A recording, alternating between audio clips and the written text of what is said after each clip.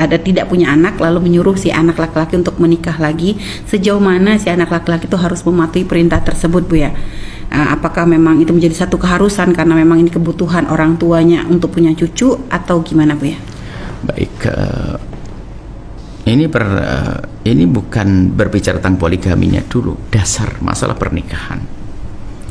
Nikah itu sangat pribadi. Nggak boleh seorang tua memaksa anaknya menikah, karena belum tentu ada keinginan untuk menikah atau ada banyak pertimbangan untuk menikah. Nggak bisa. Seperti halnya nggak juga boleh kita melarang untuk menikah, sehingga sampai wali adl biarpun perempuan boleh melanggar orang tuanya melarang menikah. Sangat pribadi, ini nggak bisa.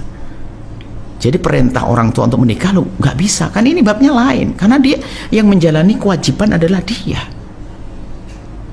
Jadi jangan tahu perintah orang tua saya harus patuh dan sebagainya. Loh, yang ngukur kamu, wahai anak.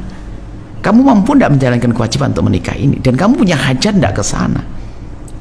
Jadi sangat pribadi itu. Jadi tidak serta-merta permintaan orang tua seperti itu langsung dipenuhi. Dia yang punya pertimbangan dong. Bisa jadi mereka sudah menemukan kebahagiaan dengan cara semacam itu, atau mungkin ada satu hal yang tidak mungkin dia lakukan. Jadi jangan, kalau kamu harus patuh orang tua, loh dari mana? Ada orang mencontohkan, wah kalau orang tua menyuruh mencerai harus diceraikan. Sayyidina Umar bin Khattab pernah menyuruh anaknya mencerai istrinya. Berarti dari sini bisa difahami bahwa kalau ada orang tua menyuruh suaminya, menyuruh sang laki-laki mencerai istrinya, maka harus dicerai. Karena Sayyidina Umar Khattab pernah menyuruhkan, Anda jangan nyamakan. Sayyidina Umar tuh mujtahid, ngerti ilmunya. Bapak kita ini apakah Sayyidina Umar bin Khattab? Ya, ini kadang-kadang kita menyamakan sisi permasalahannya, pelakunya beda. Sayyidina Umar mujtahid, dia ahli ilmu, ngerti kapan akan melarang, kapan akan menyuruh. Jadi saat Sayyidina Umar menyuruh mencerai itu memang sudah dipertimbangkan sisi hukum, maslahatnya dan sebagainya beda. Apakah bapak kita mujtahid bisa mencetuskan hukum fikih semacam itu? Jadi tolong jangan disamakan ini. Jadi begini, kalau ada seorang orang tua menyuruh anak laki dan menikah lagi, bukan dikembalikan pada anak laki-laki itu disuruh berpikir. Jangan sampai berhujah setelah ini, kadang-kadang dijadikan hujah, membisiki orang tuanya suruh nyuruh, nanti alasannya Pak disuruh orang tuaku. Nggak bisa seperti itu. Jadi yang bilang ini jangankan nikah 2 atau 3 atau 4, 1 saja harus seperti itu. Makanya kita pun juga kadang-kadang bahasa kita memotivasi aja jomblo-jomblo untuk menikah, tapi saya tidak memaksakan untuk menikah. Kenapa? Belum tentu dia memang punya hajat untuk menikah. Kan banyak orang-orang dulu tidak menikah, ada menjadi orang soleh, ada. Jadi hanya menghimbau saja, karena kita husnudzon dia adalah pengen menikah, sehingga kita motivasi. Kalau tidak menikah mungkin dia lebih dekat kepada Allah dengan ibadah, mungkin saja. Jadi nggak bisa dipaksakan hal demikian itu. Artinya tidak wajib patuh, karena bukan ini urusan, bukan urusan itu. Ini karena di balik pernikahan ada tanggung jawab kepada istri barunya kalau dia menikah lagi, dan juga bagaimana dengan istri lamanya, urusan nafkah, dan masih banyak. Jadi nggak serta-merta wah ini ibu saya yang menyuruh saya harus, nggak begitu. Nggak bisa semacam itu. Sikap menantu kayak begitu ya, kalau misalnya merasa sangat kecewa dengan mertuanya. Tidak, jangan kecewa. Dia sebenarnya ada harapan wajar, normal, pengen punya cucu, punya anak, wajar. Dan jangan dianggap, artinya begini loh, kita tuh pandai-pandai menata hati ya, bukan berarti langsung wah dibikini, enggak. Jangan sampai nanti dianggap ini wah ini membiarkan tertindasan dan sebagainya, salah. Artinya apa?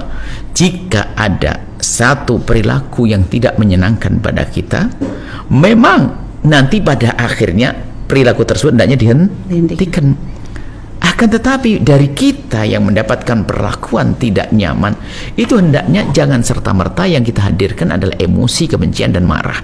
Kenapa nggak menata hati? Sehingga menata hati membuatkan kesabaran. Baru di saat kita dengan hati yang tertata, kesabaran, di saat memberikan reaksi pasti positif nanti. Akal sehat kita itu berguna. Tapi kalau dengan emosi, apa yang bisa bahkan mungkin seorang anak perempuan, mantu perempuan dengan penuh kelembutan dengan ibundanya, senyum dan sebagainya, baik dan ini, mungkin setelah itu sang ibunda akan berkata, ntar dulu deh, jangan nak. Tapi coba saja gara-gara nuruti omongan orang, kamu harus marah dong, masa digituin kamu. Akhirnya betul sang menantu mulai reaksi negatif sama sang mertua, Pak cepet lihat tuh istrimu kayak begitu, Ya kan, jadi negatif semuanya. Maka Nabi mengajarkan bagaimana kita menata hati. Di saat ada orang berbuat zalim kepada kita pun bagaimana kita. Apalagi sang ibu bukan berbuat zalim, ada harapan di balik itu semuanya. Sekedar berharap, kenapa tidak? Berharap kok. Tinggal Anda komunikasi baik dengan suami seperti apa. Apakah nanti finalnya dalam diskusi Anda harus menikah, punya anak dan sebagainya, atau cukup nanti dengan merawat anaknya orang, atau bagaimana dan sebagainya. Jadi diskusi yang baik. Mohon hindari emosi, karena emosi dalam memberikan reaksi kepada sesuatu yang kita tidak senang, kok tidak menggunakan akal sehat dulu dan pikiran yang dengan hati yang tenang, maka kadang reaksi kita tuh bukan menyelesaikan masalah, akan menjadi masalah semakin parah. Maka menantu yang seperti itu, koreksi yang negatif pada mertua, apa yang terjadi? Menjadikan semangat mertua untuk menyuruh anaknya agar menikah lagi. Akan tapi semuanya harus dengan serba keindahan. Kemudian di sisi lain, sebagai mertua ya kami ingatkan, kalau Anda punya anak semacam ini, nasihat harus sempurna sih. Anda punya anak semacam ini, tentunya bahasa perintah juga jangan Anda lakukan. Mungkin Anda bisa diskusi dengan anak Anda yang baik, ya kan? Iya. Jadi bahasa perintah ini ya, sehingga mainnya yang cantik, jangan sampai menantu sudah menemani anaknya bertahun-tahun tersakiti. Jadi bagaimana akhlak tetap digunakan, bukan egois, bukan ego, keinginan punya cucu lalu semenang-menang. Sehingga apa kata orang, kadang-kadang setan bisikkan, tuh kau habis manis sepah dibuang macam-macam, akhirnya menjadi negatif rumah tangga. Anak Anda pun lihat, anak Anda punya ikatan batin, anak punya ikatan batin yang khusus kepada istrinya, menjadi berantakan gara-gara ulah orang tua yang tidak berpikir dulu. Kalau memang ternyata harus menikah lagi misalnya, itu adalah setelah dimatangkan, didiskusikan tentang akibatnya seperti apa, kemungkinan seperti apa. Jadi semuanya bukan dengan hawa nafsu, bukan dengan kebencian, bukan dengan permusuhan atau menimbulkan permusuhan. Semua serba indah. Allah alam bisawab.